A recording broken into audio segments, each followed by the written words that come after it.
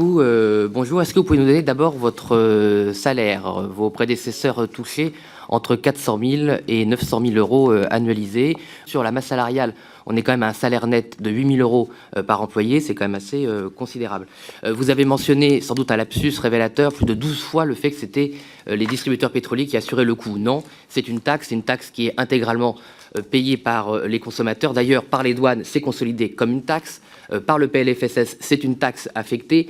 Et c'est un système qui couvre l'ensemble des coûts. D'ailleurs, dans votre propre présentation aux investisseurs, qui est disponible uniquement en anglais, qui est déjà une forme d'information de février 2026, vous revendiquez vous-même un système qui ne coûte rien, où tous les coûts sont assurés par cette taxe. Et que donc vous dites aux investisseurs, venez chez nous, il n'y a aucun risque, tout est payé par cette taxe. Donc déjà, pourquoi vous avez dit dans toutes votre présentations et toutes vos interventions que c'était les pétroliers qui payaient, enfin les acteurs du pétrole? Ce n'est pas les acteurs du pétrole, c'est les consommateurs. Et d'ailleurs, quand les pétroliers facturent le kérosène aux aéroports, ils facturent la taxe séparément pour bien dire que ce n'est pas eux qui payent et que c'est bien le consommateur qui paye. Donc je ne comprends pas pourquoi vous avez choisi ces taxes de présentation. Enfin, je le comprends, c'est pour faire croire que les pétroliers payent alors qu'ils se servent du système. Deuxième question, ces taxes ne font qu'augmenter. On est passé en moyenne de 350 millions d'euros à presque 600 millions d'euros. Donc pourquoi on est sur une dérive telle? C'est essentiellement les coûts de stockage. Or, le problème, et vous avez été informé, puisque l'ancien directeur de la logistique de la Sagesse, M. Bonocori, quand il est parti en retraite après 9 ans de travail, a fait une note confidentielle. D'ailleurs, les ministres à l'époque, Mme Pannier-Runacher, M. Le Maire, Mme Borne, ont été mis au courant de cette note qui a quand même donné lieu à un signalement au PNF. Il parle d'une structure de défaisance, à savoir que les pétroliers se sont organisés pour se défaire de la gestion du stock. Effectivement, une gestion du stock qui coûte, de manière tout à fait transparente, entre 500 et 600 millions d'euros. Alors, mon salaire, je pense qu'il fait l'objet d'une convention réglementée. Je ne vois pas pourquoi je le dévoilerai ici. Il n'est pas dans le rapport. Allez-y, Monsieur le Président, répondez. Voilà, donc il n'est pas dans le rapport annuel. Nous mentionnons l'ensemble des... Non, nous mentionnons l'ensemble des salaires. Les salaires de la Sagesse reflètent le marché. L'expertise, c'est une société privée, elle reflète exactement les compétences des salariés qui sont recrutés au sein de cette société et qui, je me permets de le souligner, donnent entière satisfaction. Il y a une expertise. Concernant la taxe affectée, permettez-moi de rappeler que c'est une rémunération pour service rendu. Elle n'est pas perçue par l'État et c'est un coût. Concernant l'augmentation, le passage des 350 millions à 600 millions, j'ai rappelé que 75% des coûts étaient liés au contrat d'entreposage des produits pétroliers. Ces contrats d'entreposage sont indexés sur des indices publiés par l'INSEE. En l'occurrence, ce sont des clauses confidentielles, mais c'est un indice qui s'appelle l'EBIC. Ma question est simple, c'est les pétroliers se font-ils de l'argent aujourd'hui sur les stocks stratégiques de la France? Puisque, et vous l'avez rappelé, la Sagesse a la capacité de renouveler ses stocks dans des périodes où le cours du pétrole est bas et, de fait, de les libérer dans les moments de crise avec des cessions où le cours du pétrole est haut. Et c'est comme cela que vous avez justifié tout à l'heure le fait qu'en 2022, 2023, 2024, il y a une augmentation sensible et des bénéfices et des dividendes distribués. C'est 3 000 euros par action en 2022, 4 000 en 2023, 6 000 en 2024 après la crise ukrainienne. La première chose, c'est donc que le ministre Lecornu, expliquant qu'il n'y avait pas de bénéfices faits à la Sagesse, a donné le ministre Lescure, a donné une fausse information. Vous en avez ajouté une seconde lorsque vous dites qu'il y a très peu de stocks stratégiques qui ont été libérés, contrairement à ce qu'affirmait le gouvernement, et que cela n'a eu aucun impact sur les prix. Mais alors, à qui cela profite? Les actionnaires, vous l'avez dit tout à l'heure, ce sont les grands pétroliers, et je le rappelle ici, Total représente 30% de l'actionnariat. Mais vous dites, oui, mais les actionnaires, c'est eux qui financent, c'est eux qui investissent, les distributeurs supportent le coût. Vous oubliez juste de dire que dans l'article 1655 quater du CGI, il est évoqué que l'investissement des pétroliers est déductible du résultat imposable. C'est-à-dire que l'ensemble des pétroliers, en réalité, défiscalisent l'argent qu'ils mettent à l'intérieur des stocks stratégiques. C'est donc en réalité l'État qui paye, et cela est fait avec de l'argent public. Et par ailleurs, puisque les bénéfices réalisés avec un investissement public à l'origine reviennent à la fin dans les caisses des pétroliers via des dividendes, il faut aussi noter que ces bénéfices sont exonérés d'impôts sur les sociétés. On peut se demander, dans les cas où ils sont forts, pourquoi. Enfin, dernière question, pour qui travaillez-vous ?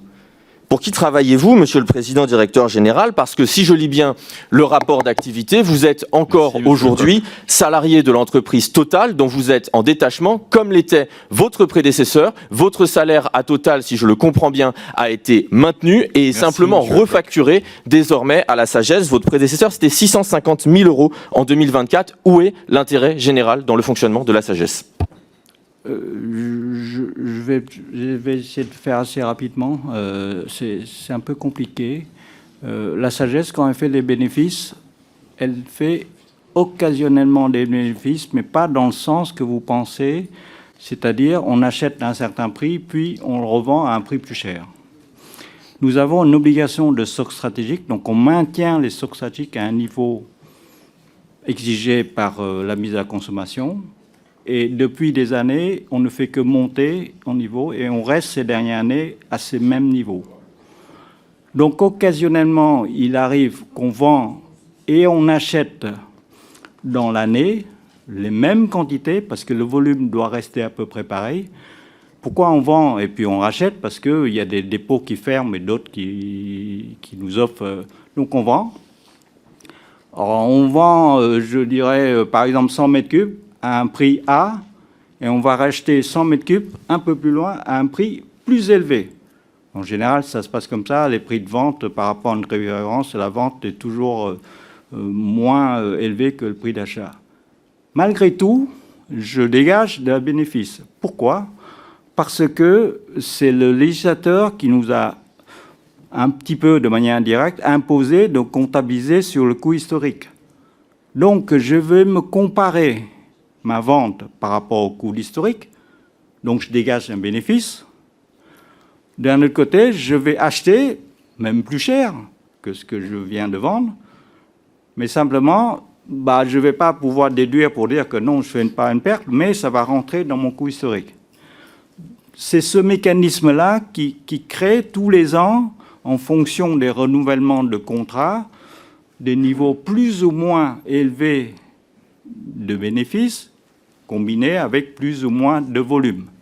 Alors, ces bénéfices-là, contrairement à ce que c'est marqué initialement, juste l'article 1655 quater, ils ne sont pas imposés à la sagesse, mais par contre, l'article nous oblige de distribuer les dividendes pour s'assurer que ces dividendes sont taxés. Donc, c'est à ce moment-là que ces dividendes sont taxés. Donc, c'est important. Hein. Certains me disent, c'est bénéfice, pourquoi vous ne faites pas déduire du coût de la sagesse? Non, parce que si je fais déduire le coût de sagesse, l'État ne touchera pas de taxes. Donc, le fait de distribuer, donc ça permet à l'État de récupérer un petit peu de taxes, et d'un autre côté, vous avez quand même, pour nous, globalement, ça dégage un bénéfice, mais nos coûts de revient plus cher. Donc globalement, le système, il est comme ça. On vit avec. Il y a une question concernant le détachement? Oui, pour qui travaillez-vous? Je travaille exclusivement pour la sagesse. Cette question est claire et la réponse est... Pardon? Allez-y, Monsieur le Président. Je travaille exclusivement pour la sagesse. Mais j'ai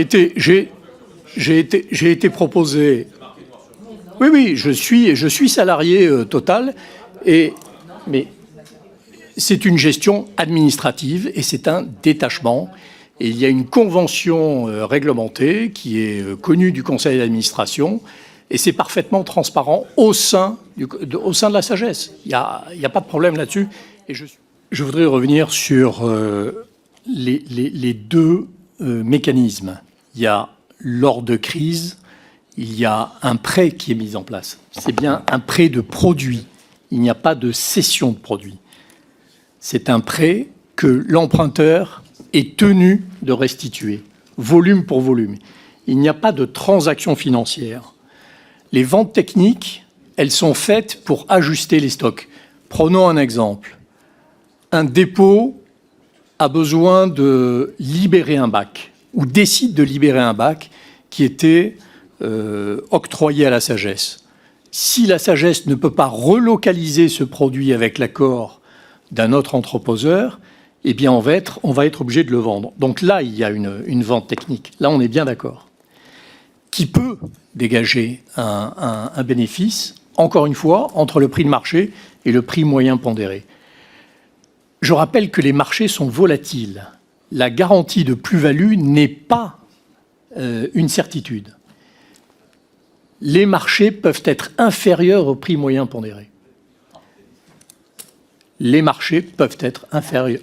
Oui, mais c'est lui qui décide quand il le rachète. Excusez-moi, monsieur Boussagueule, donc vous pouvez pas dire ça. Vous pouvez pas dire si effectivement Non. il devait racheter tout de suite, on pourrait dire bon bah dans ces cas-là, effectivement, mais il décide quand il rachète. Vous l'avez dit vous-même. C'est l'emprunteur qui va, dans le cas d'un prêt, c'est l'emprunteur qui va racheter le produit. Il est soumis à une obligation de restitution du produit sous un mois.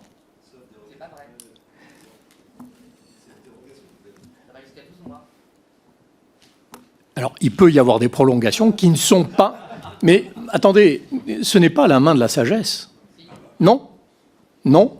Les prêts, et là je suis formel, les prêts sur injonction sont à la main de la DGEC. Idem. Idem. Si. Ce n'est pas nous qui avons autorité pour accorder des délais supplémentaires. Je suis formel. Vous ne pouvez pas être en dehors de conflits d'intérêts évidents par rapport à cette affaire. C'est pas vous en tant que personne que je conteste, c'est le système lui-même. Et je pense que on va peut-être essayer de s'intéresser d'un point de vue législatif à cette histoire, à mon avis, pour la suite. Merci. Et vous, qu'en pensez-vous? Dites-le nous en commentaire. Merci d'avoir regardé cette vidéo. Pensez à liker, vous abonner et activer la cloche pour ne rien rater de nos prochaines vidéos pépites.